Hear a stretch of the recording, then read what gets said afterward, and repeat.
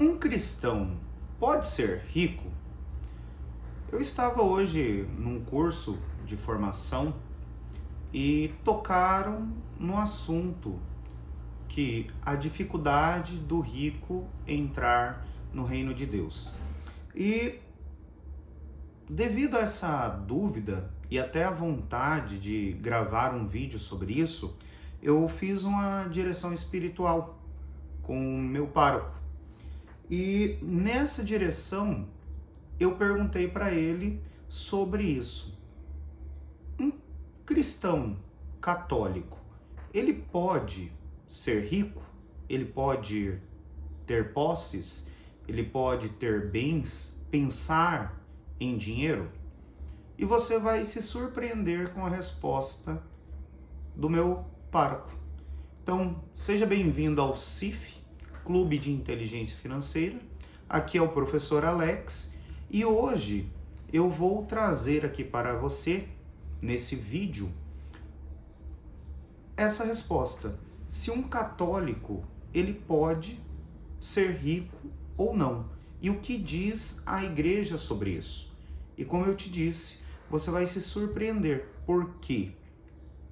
Porque tem muitas coisas, tem muito pensamento que alguns pregadores, até alguns padres falam, né, sobre a questão da riqueza, que são controversos.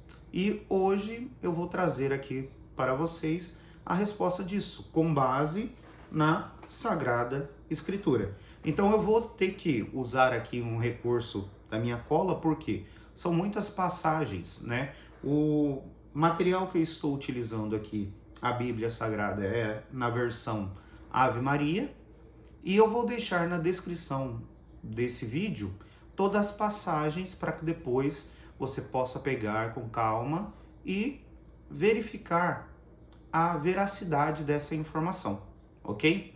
Então nós vamos começar lá. Muitas vezes, quando se fala em dinheiro, é muito utilizado a passagem do jovem rico. Essa passagem, ela está lá em Mateus, no capítulo 19, e vai dos versículos 16 até o versículo 26. E nessa passagem diz o seguinte, né? Que é mais fácil um camelo passar pelo fundo de uma agulha do que um rico entrar no reino dos céus.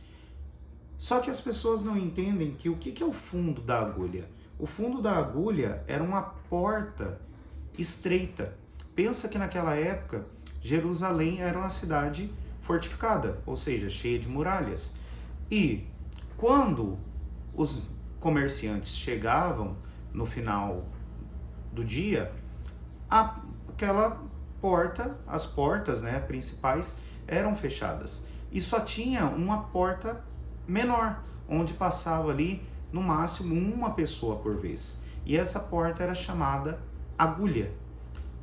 Nesse sentido, para um camelo, se o comerciante quisesse entrar com seus bens, com suas posses, né, que era transportado através do camelo, esse camelo teria que despir, ou seja, teria que retirar sobre o seu lombo as mercadorias que ele carregava e teria que muitas vezes passar até mesmo ajoelhado, ou seja, mostrando humildade. Então, nisso consiste a parábola. Ou seja, o jovem ficou triste justamente porque ele não queria se despir dos seus bens. Mas uma coisa que ninguém percebe nessa parábola é o que? Jesus fala assim: se queres entrar na vida, observa os mandamentos. Ou seja, se você quer ganhar o céu, você tem que observar os mandamentos. Mas daí o jovem fala, não, isso eu já faço. Daí ele fala, mas se queres ser perfeito, que é o que está lá no versículo 21, ou seja, que perfeição que é essa? A santidade. Se você quer trilhar o caminho da perfeição cristã, na busca pela santidade, porque a santidade é graça de Deus, nós não conseguimos pelos nossos méritos, correto? Mas se queres ser perfeito nesse caminho, ou seja, venda tudo, distribua aos pobres e segue-me. Ou seja, o que ele está falando? Assim como o camelo, tire as suas posses, seja generoso, distribua, dê doações, né? Dê ofertas, esmolas. É isso que ele quer dizer. Daí muitas vezes as pessoas ficam presas nessa parábola do jovem rico e acham que não pode ser rico. Só que eles se esquecem que um pouco mais à frente nós temos o quê? A parábola dos talentos. E é uma parábola que eu gosto muito, principalmente no versículo 15, que diz o seguinte: a um deu 5 talentos, a outro 2 e a outro 1, segundo a sua capacidade. E aqui vem a parte importante, segundo a sua capacidade. Por quê? Qual tem sido a sua capacidade na administração dos recursos que Deus já te confiou? Você consegue administrar seu salário? Você consegue administrar corretamente a sua empresa? Então é nisso que consiste. Você receberá de Deus aquilo que é de acordo com a sua capacidade. E se você quer e deseja mais, o que você vai ter que fazer? Aumentar essa capacidade de administração, de controle, ok? E até mesmo o meu pároco sugeriu para ler o Salmo 61, que principalmente, né, eu vou trazer aqui o 11b, que ele diz o quê? Crescendo vossas riquezas, não prendeis nela o vosso coração. Então perceba que é justamente aquilo que eu estava falando sobre o jovem rico. O problema não é ter o dinheiro, é você prender o seu coração a isso. E quando a gente pega ainda mais lá em 1 Timóteo 6:10, algumas pessoas leem esse versículo como assim: a raiz de todos os males é o dinheiro. Na verdade, eles leem errado, porque o que está escrito lá é o seguinte: porque a raiz de todos os males é o amor ao dinheiro. E aí vem o problema, o amor ao dinheiro. Se nós pegarmos na versão hebraica, está dizendo assim, ó, porque a cobiça das riquezas ou a avareza é a raiz de todos os males. Então perceba que o problema não é ter o dinheiro, é o amor excessivo ao dinheiro. Ou seja, você vai ficar preso, prender o seu coração às riquezas. E é por isso que é importante você ler inteiro o Salmo 61, que ele fala lá que a proteção do cristão é Deus, não é os recursos materiais. Ficou claro isso? Agora, o que você vai se surpreender ainda mais com a resposta do pároco é o quê? Quando eu perguntei para ele, é pecado pensar muito em dinheiro, querer, né, ter essas posses? A resposta que ele me disse foi o seguinte: Alex, não é pecado. O pecado seria, e até pode causar nulidade no matrimônio, é você não querer contribuir financeiramente com a sua casa.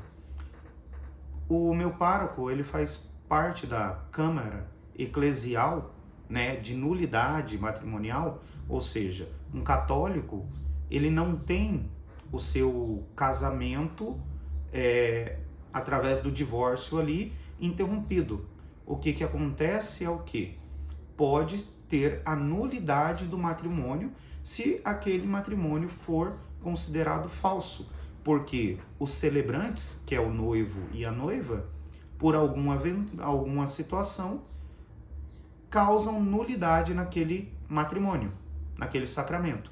Então, se o esposo não tiver o objetivo de manter, né, de prover a família, aquele casamento pode ser falso. Então, é pecado você, pai de família ou esposo, pensar em dinheiro, querer ter posses, querer ter uma casa, ter um carro, né? Ter condições para viajar? Não, não é errado. O errado seria você não querer isso. E isso poderia anular até mesmo o seu matrimônio. Então, perceba que em si não tem um problema em você ter dinheiro ou não. O grande problema é quando o dinheiro é a razão da sua existência.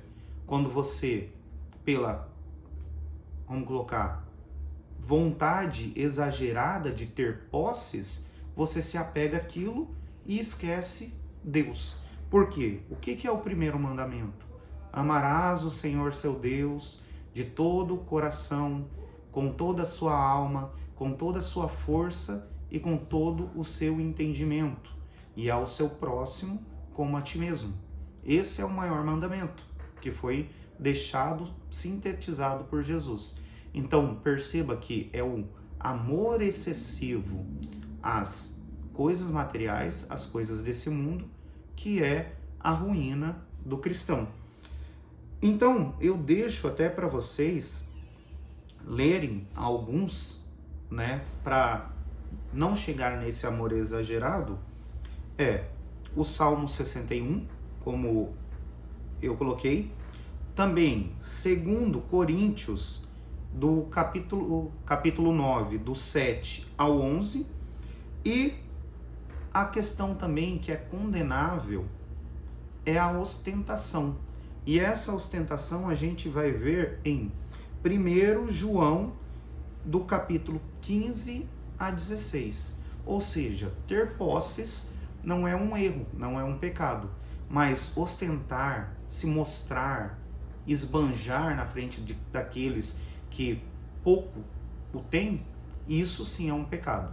Então, né, vai lá, dá uma conferida em 1 João, né, capítulo 2, do 15 ao 16.